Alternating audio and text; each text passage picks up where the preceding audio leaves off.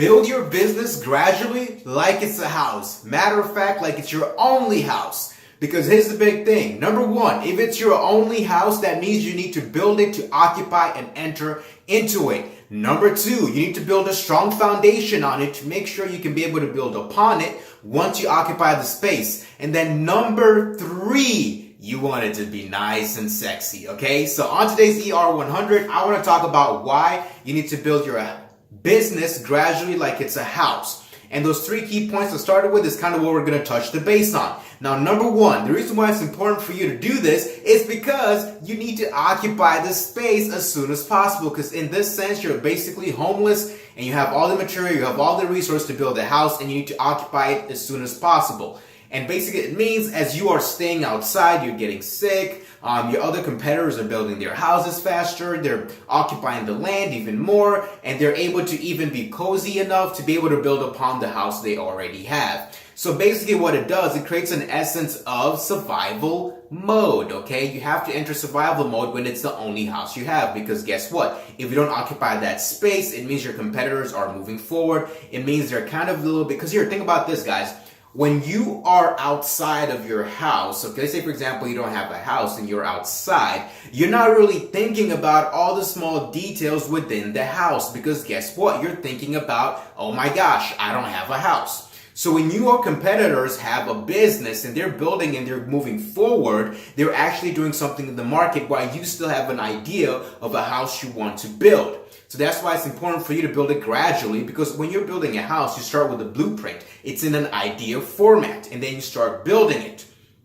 Now, the next step is when you enter within the house is where you start building upon it. Now, here's a key thing here that I want to touch on before I move forward. The reason why you want to build your business gradually like it's a house and it's your only house, it basically means you have to start building it and you have to have a certain floor level, a certain foundation. So you might start with the first floor where you can be able to at least stay inside and shelter, okay? If it rains, if it snores, if it's windy, if it's cold, you want to have a place where you can be able to sleep and stay. It's the same thing for your business. The first version of your product is not going to be the best. It's just going to be the foundation that's going to hold your company together. This means you're not going to build a perfect product, okay? You're not going to have a perfect house. You're just building something where people can occupy in. Users can start testing your product. Customers can start buying it. You're validating if it's something that can work. And as soon as you build that foundation, you now move to the second step. Now you can start making it a little bit better. You can start building the wiring. You can start, like for example, look at this. This is actually,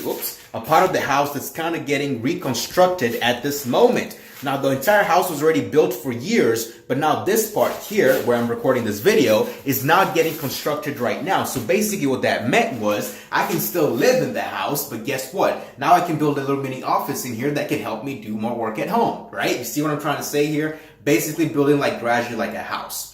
Now, the third final key thing is this, okay? And this is the key part right here. Okay, when you've done those first two steps, it basically means you're constantly building, constantly moving ahead. Now, after you've occupied that first plot, you've built the house, it's stable, it's running, it's doing its thing, you can think about building a next house next to it. Now, this is more for serial entrepreneurs who are trying to have multiple businesses or maybe trying to branch out. For you to be able to branch out, you need to have resources from your main foundation. Think about businesses, for example, who do real estate. They don't try, especially if they don't have any resources, they don't try to spread themselves too thin. They focus on one place, make sure that place is stable, and then they build the next place. And the next place they build, they follow the same steps. They first of all build the foundation, make sure they can occupy it. Now, when you have another entity where you can be able to stay within, when you have cash flow going towards the other location, you can be able to build that one out without the needing to go in it and occupy. But your first one, you have to think in the mindset it's your only house. Guys, I hope this analogy made sense, because I was trying to think in my head, like, okay, I'm in a similar situation right now with the Hierarch box. You guys must have heard it. It's a tech startup we're working on. And we've currently gotten to the stage where we've been doing 2 years of development and testing.